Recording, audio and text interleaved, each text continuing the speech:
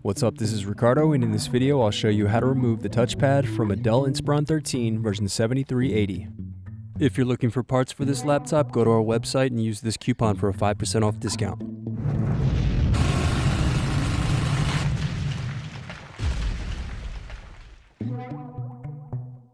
Unscrew and remove bottom base.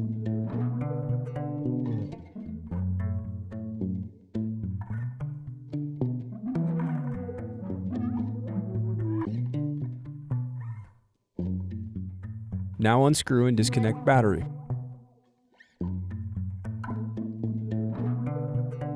Then disconnect touchpad cable. Now unscrew and remove bracket and touchpad.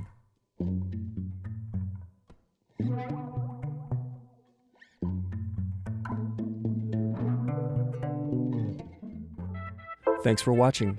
Don't forget to like and subscribe if you enjoyed this video. And if you need more, check out this playlist to watch other tutorials for your laptop.